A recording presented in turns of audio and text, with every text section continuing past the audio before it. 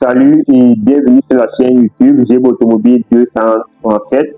Aujourd'hui, on va aborder un sujet qui porte tout simplement sur la raison pour laquelle il faut éteindre le moteur avant de carburer tout simplement le carburant. Nous avons les moteurs essence, nous avons les moteurs diesel qui sont les plus courants qu'on utilise tout simplement dans l'automobile. Pourquoi est-ce qu'il est recommandé d'éteindre le moteur avant de carburer à la station?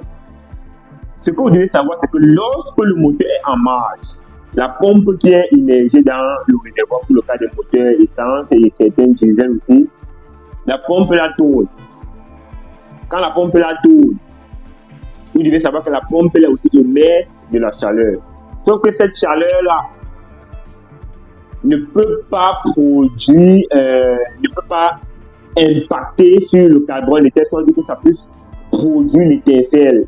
Pourquoi? Parce que le réservoir à carburant est fermé hermétiquement. Donc il n'y a pas d'oxygène dans le réservoir.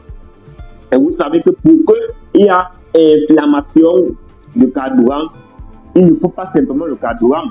Il faut aussi l'air. Il faut l'oxygène. S'il n'y a pas l'air ambiant, c'est-à-dire s'il n'y a pas l'oxygène, la flamme ne peut pas tout simplement. D'où le réservoir est fermé hermétiquement de telle sorte que l'air ambiant ne puisse pas rentrer dans le réservoir. Maintenant, lorsque le moteur est maintenant en marche, quand vous arrivez maintenant à la station, qu'est-ce qui se passe? N'est pas vous ouvrez dans votre couverture de réservoir. En ouvrant dans une couverture là, et lorsque le pompiste met dans la pompe, qu'est-ce qui se passe? L'air ambiant là donc entre donc dans le réservoir. En entrant donc dans le réservoir, c'est d'où maintenant cet air entrant là maintenant qui est dans le réservoir maintenant fait en sorte que votre réservoir peut exploser tout simplement. Parce que la pompe qui tournait chauffait. Une fois que comme la pompe qui est immergée dans le réservoir là chauffe, il ne peut pas s'enflammer. Pourquoi? Parce qu'il lui manque l'oxygène dans le réservoir. Il n'y a pas d'oxygène dans le réservoir. Une fois que l'oxygène entre dans le réservoir, c'est où maintenant vous allez voir maintenant que le mélange va donc s'enflammer tout simplement et d'où on va maintenant voir le véhicule qui est en train de prendre feu. Maintenant, il y a aussi une autre phénomène qui se produit aussi. On appelle ça l'électricité statique. L'électricité statique se produit à quel moment? Lorsque le pompiste pompe donc le carburant dans le réservoir pour l'essence, il y a un frottement entre le carburant qui entre dans le réservoir. Ce frottement-là crée ce qu'on appelle l'électricité statique ou étincelle statique. C'est un peu comme à l'âge de la pierre taillée où nos grands-parents, auparavant, lorsqu'ils voulaient allumer le feu, il n'y avait pas encore d'allumette. Il fallait prendre deux pierres où on doit tapoter les deux pierres là, et puis ça va créer une étincelle qui va donc enflammer donc, que ce soit le bois ou bien que ce soit le coton qui va donc permettre de faire donc le feu. C'est ce même phénomène là qui se produit lorsque le carburant est déversé dans le réservoir. L'étincelle statique ou bien l'électricité statique se crée.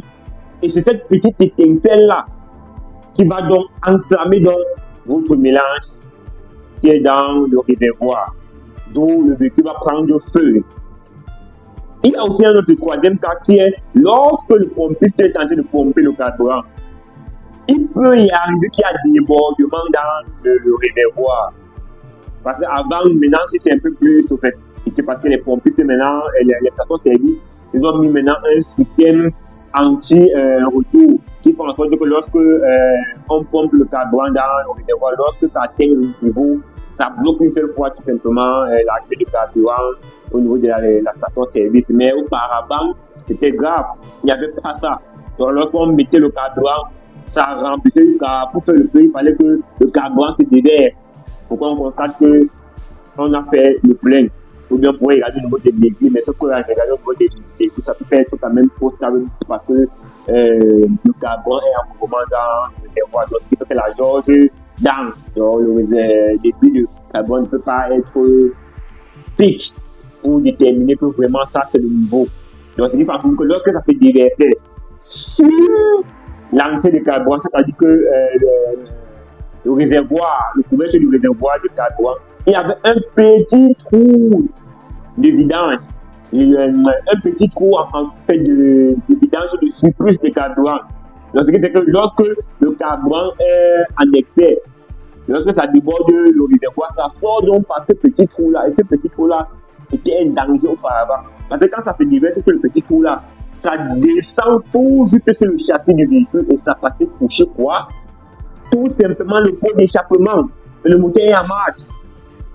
Quand le carbone passe toucher seulement le pot d'échappement, boum, explosion. Les constructeurs ne sont pas bêtes lorsqu'ils vous disent qu'il faut éteindre le moteur avant de faire la carburation de votre véhicule. Donc, prenez cette précaution parce que c'est essentiel d'éteindre son moteur avant de carburer. Parce qu'on ne fait jamais. Vous avez l'habitude de le faire, le véhicule ne prend pas feu. Mais un jour, comme on dit souvent, 100 jours pour le voleur et un jour seulement pour le patron. Donc, un jour, vous allez voir avec vos propres yeux. Donc, il faut arrêter tout de suite cette mauvaise pratique. Maintenant, c'est un peu plus difficile pour les moteurs diesel parce que vous allez savoir que le diesel n'émet pas de vapeur comme l'essence.